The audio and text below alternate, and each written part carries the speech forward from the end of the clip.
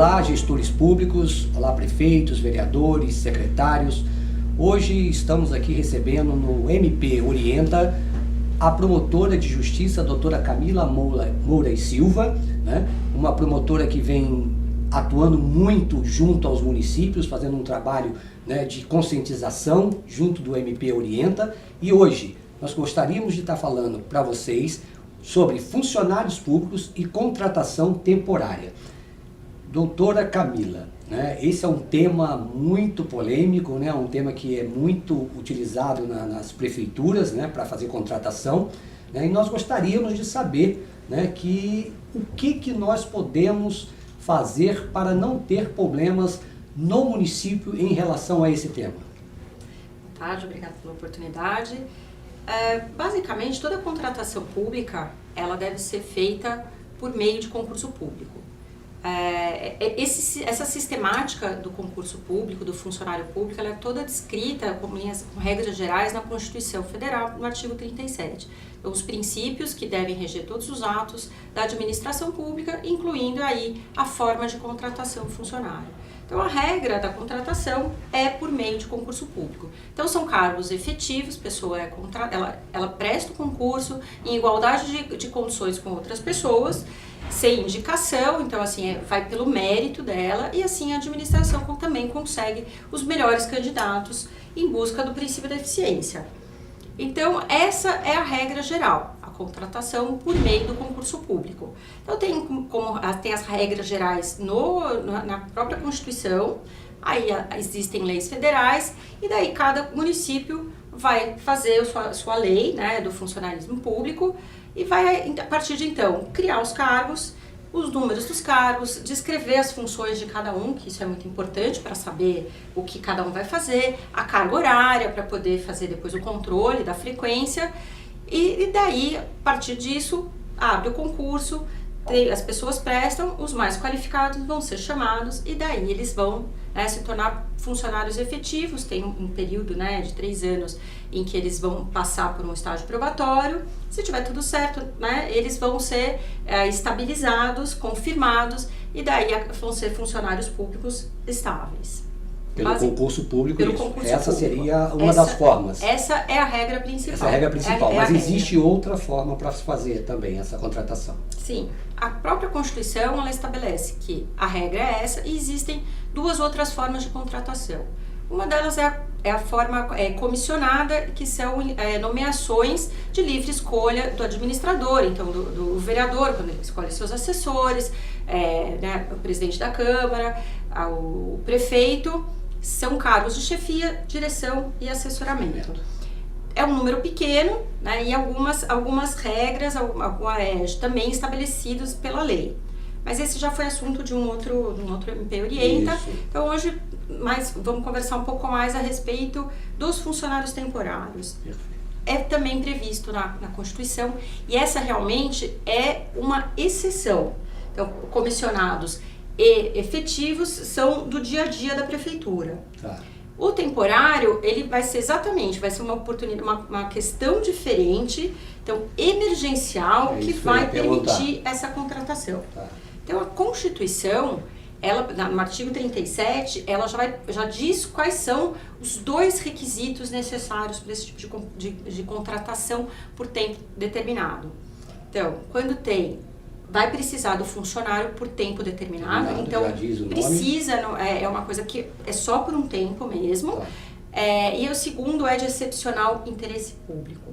Então, necessariamente precisa ter os 2 requisitos. A partir daí, tem leis federais, o município ele pode estabelecer outros requisitos, além desses 2, mas necessariamente essas 2 hipóteses têm que estar presentes.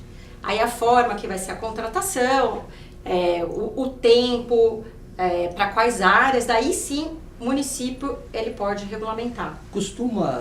Doutora Camila, esse tempo determinado passar a ser indeterminado? Olha, de forma irregular acontece em alguns municípios, né? Até às vezes por falta de entendimento. Então a regra é que não tenha funcionários temporários na administração pública. Perfeito. Mas é possível que tenha. Então, por exemplo, quando é que nós teremos essas duas hipóteses?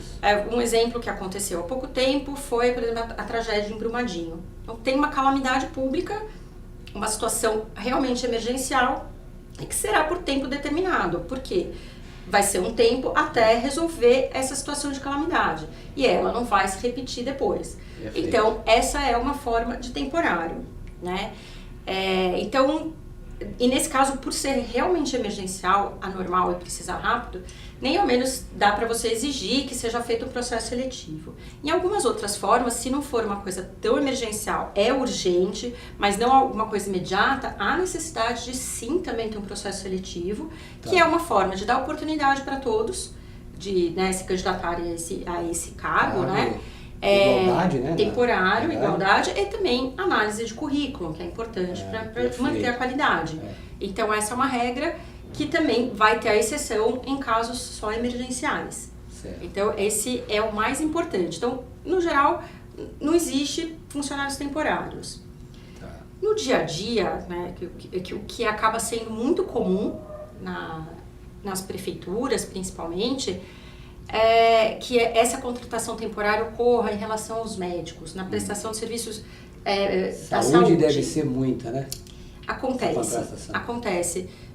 Por algum motivo que assim, não conseguiu ainda ser mapeado, são abertos concursos públicos para médicos e alguns prestam, não muitos também. Aí, conforme eles são aprovados, são classificados, e a hora que vão chamando, muitos não comparecem e não tomam posse.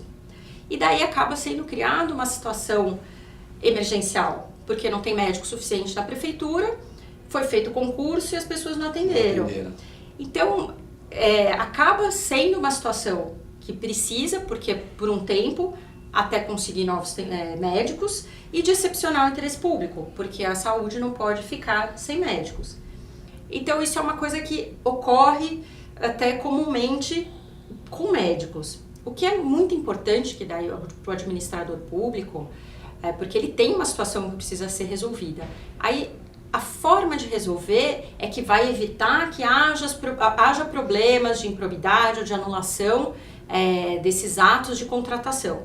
Então, o que é muito importante que o administrador público entenda, principalmente o prefeito, que tudo precisa ser muito bem fundamentado. Então, nessa hipótese do concurso público, não conseguir chamar todos esses médicos e há necessidade de chamar, contratar de forma temporária, precisa fazer um procedimento administrativo justificando que isso aconteceu, justificando os números, quantos foram chamados, quantas são as vagas, ter um parecer... Um relatório, né, também. Sim, aí justificar um parecer, então, tem que ser técnico com todos os números, um parecer da Procuradoria Jurídica, então um parecer jurídico, dando ok, dizendo que está tudo certo, e daí fazer a contratação temporária.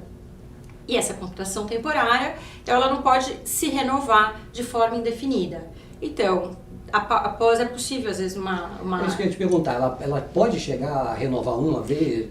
Pode. Se ainda às vezes não deu tempo de fazer justificando, desde que justifica. Sim, né? tem que justificar. Tá. Então, pelo menos uma vez, e depois será necessário fazer novamente um concurso para conseguir médicos. E o que é importante é que esses médicos contratados de forma temporária, eles estão sendo contratados para aquele cargo específico já criado para efetivo. Então, o salário tem que ser o mesmo, a carga horária tem que ser o mesmo, não pode ser, o temporário não pode ser mais interessante que o concurso público. Então também, senão, não adianta realmente, os temporários terão mais interesse. Então esse é um caso muito comum. Esse é um caso da saúde, né? Assim, tem outras áreas da administração pública que vocês identificam? Sim, um outro caso da saúde também que é interessante, que às vezes tem uma dificuldade do administrador entender, na área do programa da saúde da família. A saúde ela é prestada, né, para a população de formas diferentes. Então tem a parte da atenção básica, então tá a unidade de saúde, e tem essa forma que é um pouco mais nova, que é o programa da saúde da família. Que é o seguinte, é uma forma de prestação diferente.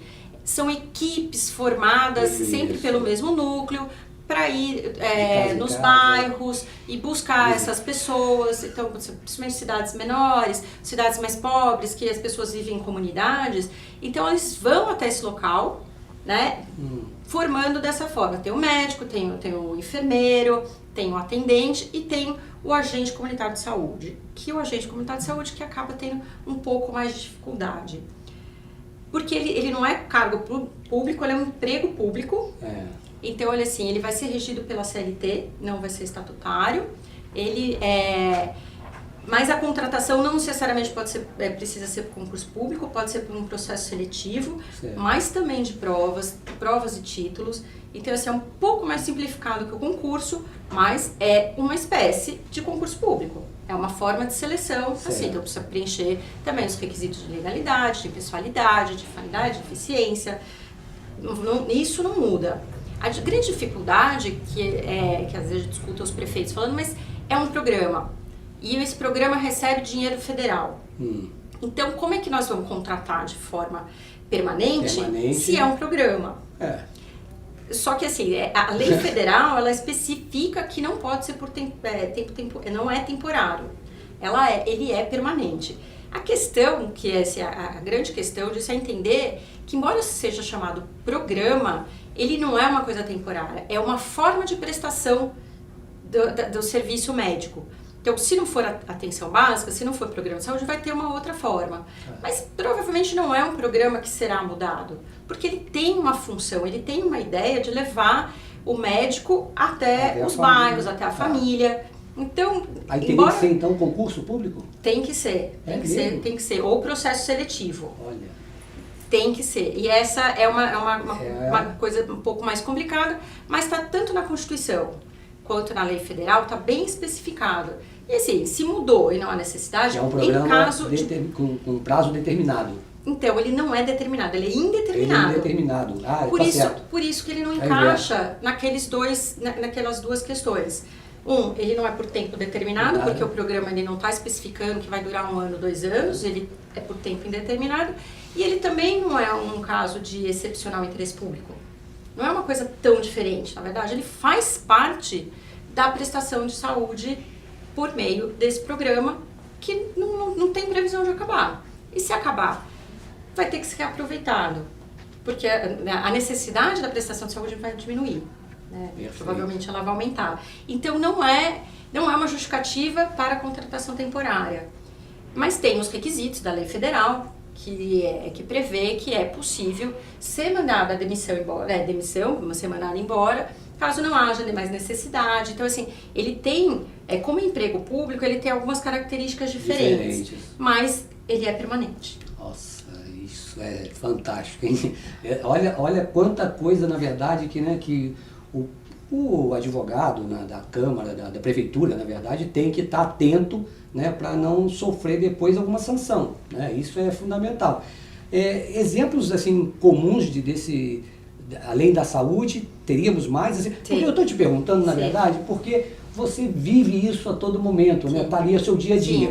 Né? E a gente precisa realmente esclarecer isso para os prefeitos, né, para os gestores públicos, de uma forma bem clara, para que tenha esse entendimento. Um outro exemplo que é um caso que daí suscita mais debate e pensamentos, né, ideias contrárias, são os programas, os programas de auxílio ao desemprego, que tem, assim, a grande maioria das cidades tem esse programa.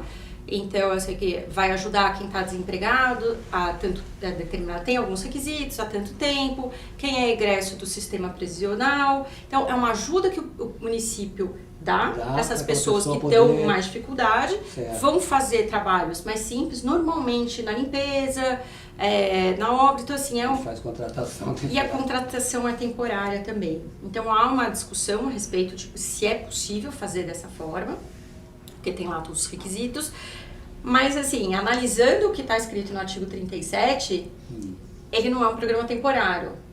Então, assim, não é vamos fazer isso durante 1 ano porque estamos com uma taxa de desemprego alarmante. Ou vamos contratar dessa forma porque vamos ter que limpar em razão de uma calamidade. Então, vamos precisar de mão de obra para fazer a limpeza.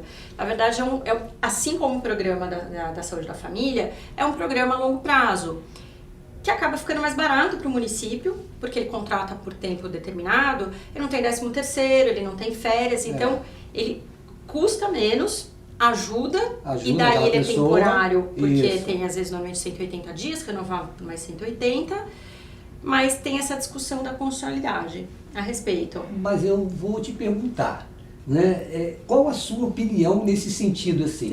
Fora, eu sei que tem a, né, tem a olha, lei que prevalece, a posição do Procurador-Geral de Justiça tem sido de que é inconstitucional esse tipo dessa forma de prestação de serviço. Ele tem ajuizado ações de direito de constitucionalidade no Tribunal de Justiça e tem realmente sido procedente nesse aspecto. Que é inconstitucional. Mas é assim, eu acho que cabe a discussão, por conta de não pegar esses dois requisitos na Constituição. Então a ideia é boa, a ideia social é muito boa. A ideia social é fantástica, mas você ajuda aquela família a se restabelecer. Mas a ideia, né? Mas tem que tentar achar agora, uma forma exato, mas que corresponda, que obedeça à se Constituição. O gestor, na verdade, ele colocar nesse relatório, né, todas as anuências relativas a esse tema, explicando o porquê, com motivo, ela não se torna, né?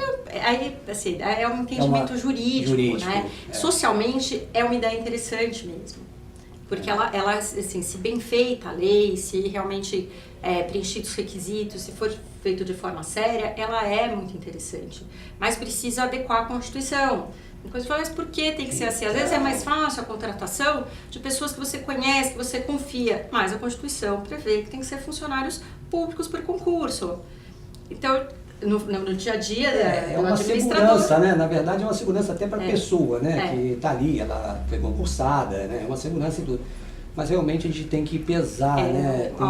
Cada administrador tem que buscar essa questão, mas a princípio é o que esse tem sido o entendimento do procurador. Nesse sentido, assim, qual o recado que você deixaria hoje para os gestores públicos, né? Porque hoje ninguém quer ser mais prefeito, na verdade, né? As pessoas estão preocupadas em ser prefeito, ser gestor público, né?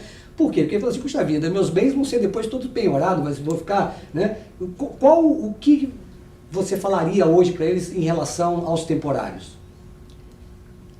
Os temporários essas hipóteses que eu contei, né? Então tem que tomar muito cuidado na hora de fazer o projeto de lei.